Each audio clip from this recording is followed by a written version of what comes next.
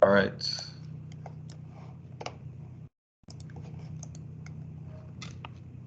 So this is something called the MacLeamy.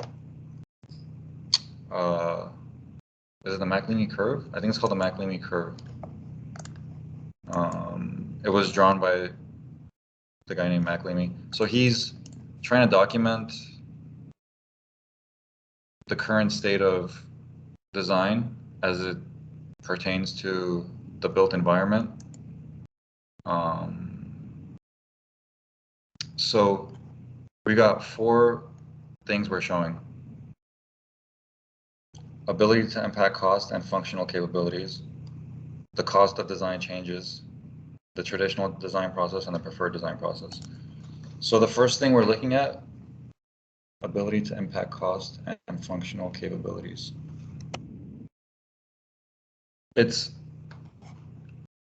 So on the bottom, we have the timeline of the project. It starts in pre-design. And if you think about here is construction, or here is construction, and then here is operating the building.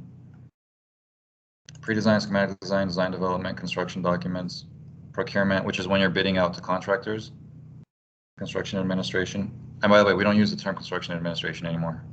The industry kind of agreed that designers shouldn't be saying we're providing construction administration because it sounds like we're doing the contractor's job. People are using construction contract administration or other related terms that are a bit removed from construction administration. So this blue line is our ability to change the cost of the project. Like when you're here in pre-design, you could completely change the scope of the project. Say, we're going to redo this footprint of the building and not touch that one, or we're going to do all the footprint of the building. And when you're here, you can drastically affect the cost. When you're over here doing construction documents or in procurement or the construction started, your ability to save money for your client is way down. Right, so that should be pretty clear. So the second one, the cost of design changes. So that's going to be a red line that shows how costly it is for us as designers to change the design. And it's going to be kind of a mirror of this one, because if you think about it here,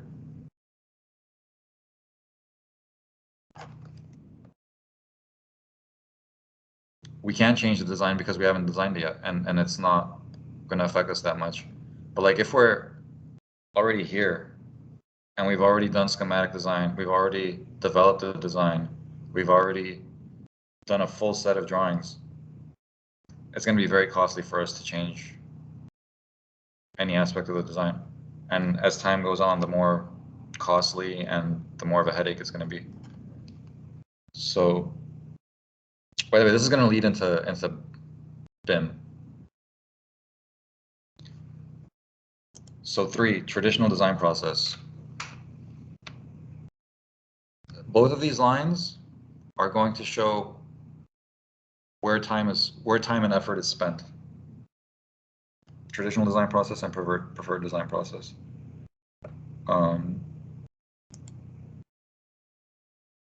Traditionally,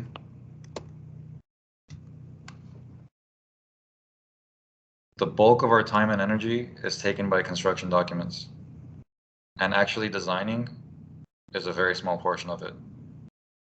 In school, we spend almost all of our time doing schematic design.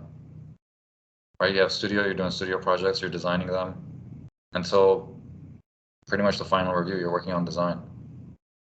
In the real world, you spend like 2 weeks on design, and then you spend like 5-6 months documenting your design, coordinating with consultants, getting your permits. You know, like it's really problematic actually, and it's I wouldn't say were lied to in school, but I would say just how the field works, how man, it's just, it's not ideal, right? That's why this says traditional design process.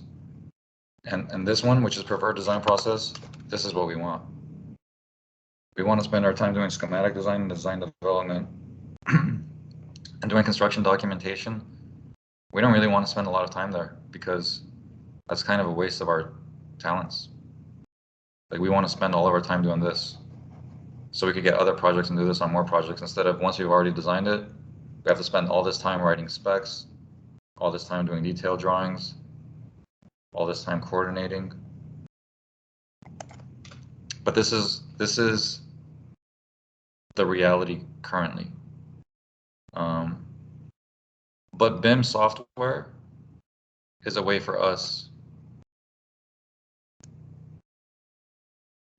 to try to unlock this line. And traditionally, I've used Rhino for all my projects. And I really work like this, unfortunately. I'm moving to Revit for my newest project, and we'll see if I can get this line. I mean, I'm gonna try, I don't know. So is that clear? Anyone have any questions about that? Okay. So this is the difference between computer-aided design and building information modeling. Is in computer-aided design, we're designing and the computer is aiding us. And building information modeling, the information is embedded into the model. So on these on the left, we're making geometry and we're putting the geometry into layers and we're labeling the layers. But here, each object has the information of what it is embedded within it. And it's not a layering method,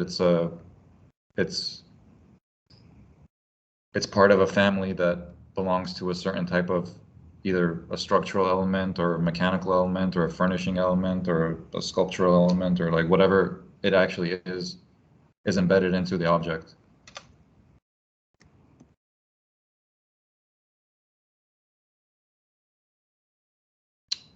So there are a lot of consultants that work on buildings. And if you're working on very large buildings, there's going to be, you might have like a team of like, let's say 5 to 8 firms working on a project. And you've got like 21 individual people that are all trying to coordinate with each other. And if you're not using BIM on a very large project, I could see it getting very problematic. Even though personally, I like designing in Rhino because I feel like I can model anything in Rhino. But BIM is really making a lot of sense because the coordination when you're doing Rhino is a headache. Because I could tell you structural engineers, mechanical engineers, plumbing engineers, electrical engineers, they're not using Rhino. They're either using AutoCAD or Revit. And if they're using Revit and you're using Revit, man, that's smooth as hell. Then can provide many advantages when coordinating with other consultants. Yeah, so there's going to be an interior designer, a landscape designer, a structural engineer, a mechanical engineer, a plumbing engineer, an architect, maybe more, maybe, I don't know, however, maybe a planner is involved if it's a super, super huge project in the design of it and not just on the, because on the city end, there is going to be like a planner and a plan checker and all kinds of city officials involved. And then when we're working in BIM, this is pretty self-explanatory. Our drawings are not drawn, they're extracted. Oh shit. They're extracted from the 3D model.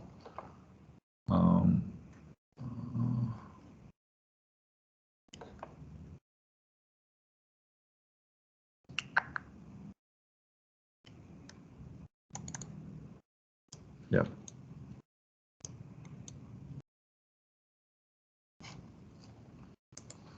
and they're extracted with all the information that's current. So if you think about it, like if you've got one source, which is your BIM model, and everyone's updating their BIM model, every time you extract drawings from it, your drawings are going to be up to date. I've had a lot of issues working with Rhino where you print things and then you find things that are not up to date, and it's like it's just a headache because you end up with sets that are like pretty thick, and I mean that's not that big, but you end up with a bunch of different sets, and it's just you're coordinating things manually when you're not working in BIM. Beware of pseudo BIM. Pseudo BIM is what happens when a firm is not really doing BIM. They're working in a more traditional 3D modeling design method and doing the drawings manually, and then they hire someone who's a BIM specialist to convert everything into a BIM model. That's pseudo BIM, and that's even more wasteful than just not doing BIM. That's like, but I mean, it happens more than you would think. I mean, maybe if the firm is doing this on their first project to transfer into BIM for the future, it makes sense. But if they're doing this on every project, it's super wasteful. In the UK, BIM has been mandatory on public projects since 2018. In the US, BIM software is still not mandatory, which I don't like the government telling me what to do, so I'm cool with that. I don't need BIM to be mandatory here. And the software actually detects clashes between the different disciplines models. Like let's say you're designing a super interesting shelving element with a lot of custom parts and a lot of fabrication involved. But the building and the structure of the building is still being designed, and a duct, the mechanical engineer has put a duct going through a wall, and there's a beam going through that wall, and you got to know where those things are to design that. If you're all working with BIM, the model updates, and you see where all those things are, and you see them going through your 3D model, and you can plan for it, and you don't end up with problems during construction. So, I mean, all these consultants can use BIM. So in the beginning, we looked at that chart, and there were a lot of phases underneath. If you really want to zoom out and look at a really big picture, you could look at it as there's a design phase and a construction phase.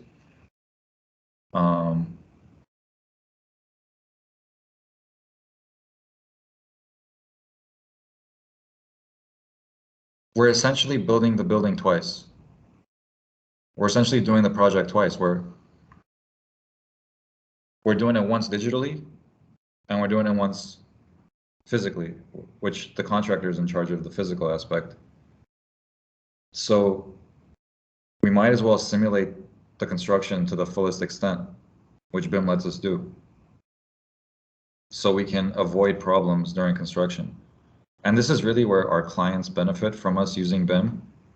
And they really, I mean, hopefully some of them do know like what kinds of benefits they're getting. I mean, they're usually not familiar with the term BIM, but the things that they get from it is what they do desire. And the industry standard for specs is the Construction Specification Institute. That's what every contractor will most likely be familiar with. And there's a whole documentation system for your specifications. And if you're designing a space, your specs are your greatest tool. You can describe the quality of the workmanship, the quality of the finish, if you know what particular manufacturer or supplier they should use, you put all that in the specification. And it's a pretty, I mean, it's an extremely detailed way of describing your I mean, I guess it's your design, or I don't know what to call it, your vision. There's a whole numerical way of describing every aspect, and everything's got a number. And there are different there are different types of specifications. There's a prescriptive specification, descriptive specification, a proprietary specification, and ideally you would want to know which type is best for what you're imagining. And maybe for a desk it's one spec, maybe for the flooring it's another type of spec, maybe for the wall it's another type of spec. So you might have to use all kinds of specs when you're doing that. But if you're using BIM software, and you could have the specs generated from your 3D model, and you've already done the process of having the CSI format embedded into your workflow, man, you're gonna end up being super efficient. So yeah, so this is two major phases, but really that's like drawing a line down here and looking at this side and this side. But really it's pre-design, schematic design, design development, construction documentation, procurement, construction contract administration. I mean, I feel like there's even a better term than that. Maybe I'll look up what that term is for next time. But yeah, we don't. I avoid using construction because as a designer, if you say I'm doing construction administration, then you're going to be found liable for all kinds of mistakes. Like, hey, you're administering the construction, but no, we're not administering the construction. The contractor's administering the construction. We're there to just help out as much as we can. We're really administering the design, not the construction. So this was a term that was used, but it's fading away for good reason. And then operating the building, warranties, all like maintenance, and operation is something that you can also describe into your specifications to help out your clients if they refer back to your project manual or your spec book or whatever you provide them. All right.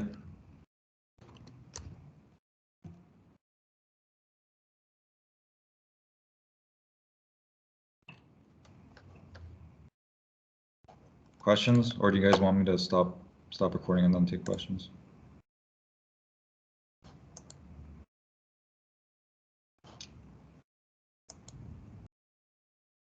Or are there no questions? All right.